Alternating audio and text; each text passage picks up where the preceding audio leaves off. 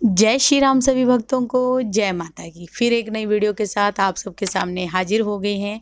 और आज की जो हमारी वीडियो है इसमें आप बताइए, जैसे कि नवरात्रि अभी पूर्ण हुई है और जो है अगर हम कोई भी साधना, विशेष कोई भी किसी भी दिन की साधना हम करते हैं, पूर्णिमा की करते हैं या कोई हम जो है साबर मंत्र की साधना करते हैं, तो उस समय हमें कुछ भी अनुभव नहीं हुआ।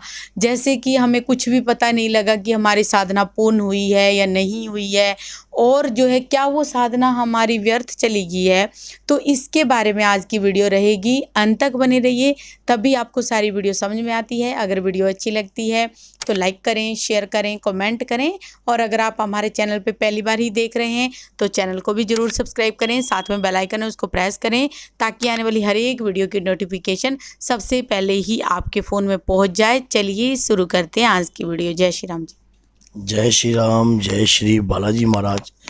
बाबा की असीम कृपा आपके परिवार पर सदैव बनी रहे। और आज विजयदशमी की आपको हार्दिक शुभकामनाएं।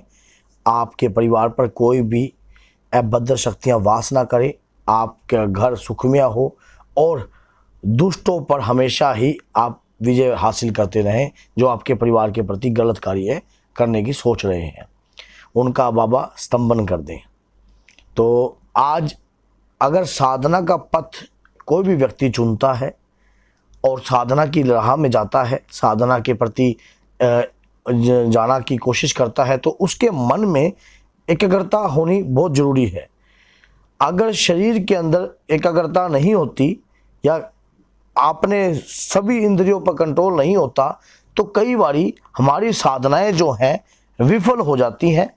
हम अगर कोई भी साधना कर रहे हैं, साधना करने से पहले हम जिस भी इष्ट की साधना कर रहे हैं, उसकी आराधना कर रहे हैं, तो उसके प्रति पूर्ण रूप से हमें समर्पित होना पड़ता है। और समर्पित होने के दौरान हमारे शरीर के अंदर एकाग्रता होनी बहुत ज़रूरी है। अब उसमें क्या होता है, बहुत से व्यक्ति साधक जो हैं लगातार साधना करते हैं कंटिन्यू, जैसे कि कोई मंत्र उन्होंने उठा लिया और मंत्र उठाकर उन्होंने क्या करा, उस मंत्र का कंटिन्यू जाप करते रहे। वो देखते हैं कि हमने तो इसके 5-5.25 लाख जाप कर दिए या इतने जाप कर दिए, फिर भी ये मंत्र सिद्ध नहीं हुआ। कैसे होगा, क्या होगा, मान लो कुछ हुआ नहीं रहा, हमें कुछ अनुभव नहीं हो रहे, हमें कुछ अनुभव प्राप्त नहीं हो रहे। तो ऐसा क्या होता है, देखिए जो भी कोई शक्ति होती है, ये जो सत्य सनातन धर्म शक्तियों का भंडार है और ये ब्रह्मांड जो है शक्तियों से भरा हुआ है।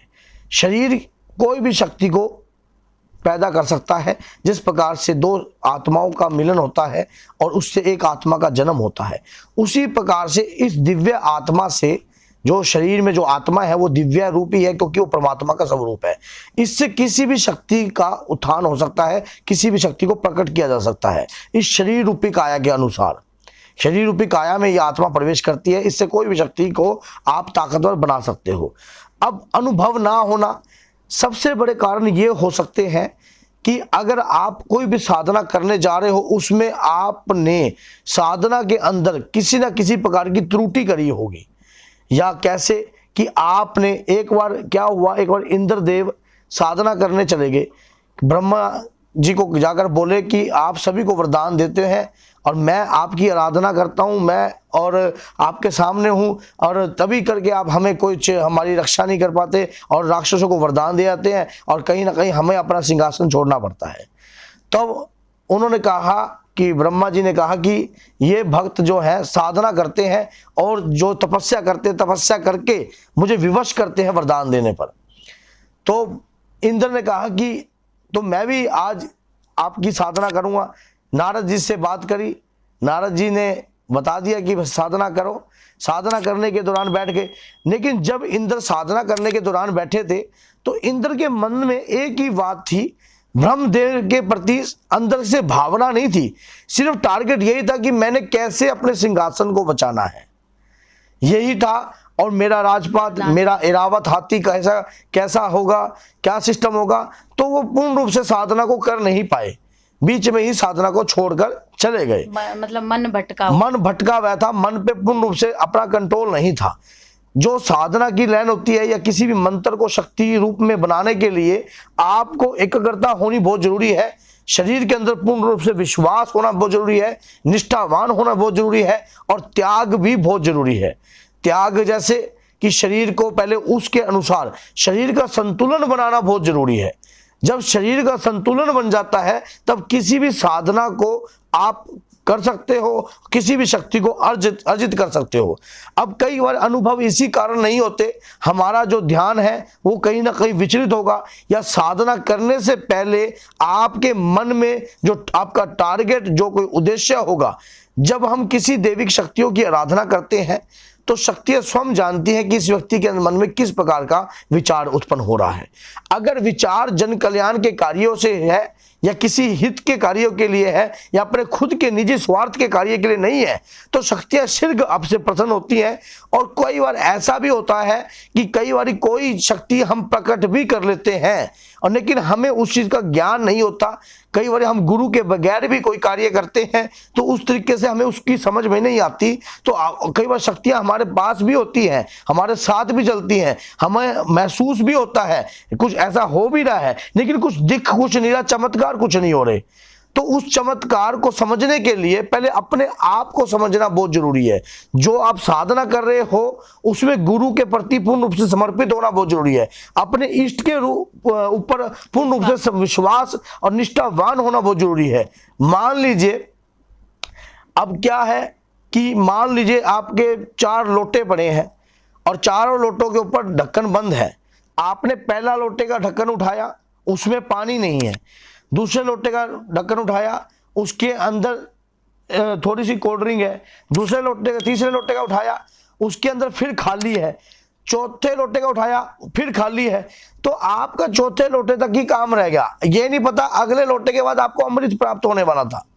तो कई बारी परिस्थितियां हमारे साथ ऐसी होती हैं, हम जो भी देवी देवता के प्रति आराधना करते हैं, हम अपने पूर्ण रूप के विश्वास से पूर्ण निष्ठावान होकर अगर हम काम पे कार्य पे जुटे रहें तो एक दिन सफल जरूर होंगे। लेकिन करने से पहले हमारा जो टारगेट है, हमारा जो उद्देश्य है वो ऐसा होना चाहिए कि इस कार्य से मेरे को ये कार्य करना है। मान लीजिए अगर कोई व्यक्ति किसी दैविक तेज शक्ति की साधना कर रहा है कि मैंने ये साधना करनी है और ये इसका ये नाश करना है, इसका ये बुरा करना है, तो उद्देश्य ही गलत हो गया।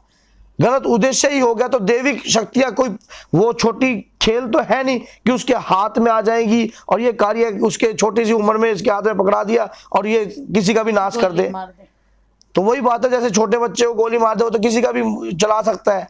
तो ये जो कार्य है आपके समय के अनुसार आपके अंदर अपने आप ही आ जाता है। जिस प्रकार से सूर्य का उदय होने का समय जो है निश्चित है, उसी बात छिपने का समय भी निश्चित है, आपके विवाह का समय भी निश्चित है। तो सब कुछ उसी प्रकार से है, सिर्फ आपका आपके इष्ट के प्रति पूर्ण रूप से समर्पित होना बहुत जरूरी है। और गुरु के रूप में गुरु की पूजा सबसे पहले बात होती है कि साधना के दौरान गुरु ही मार्गदर्शन देता है। गुरु का होना बहुत अनिवार्य होता है किसी भी साधना के क्षेत्र में, और उसमें गुरु ही आपको बताएगा कि कौन सा मंत्र कब सिद्ध होगा और कब चलेगा। तो बोलिए जय सीताराम, जय श्री बालाजी महाराज। किसी भक्त के क्वेश्चन थे कि हमने 9 दिन माता की साधना करी, मान पूजा करी, तो हमें कुछ अनुभवी नहीं हुआ, तो इसके पीछे क्या कारण हो सकता है। तो जय माता की, जय श्री बालाजी महाराज।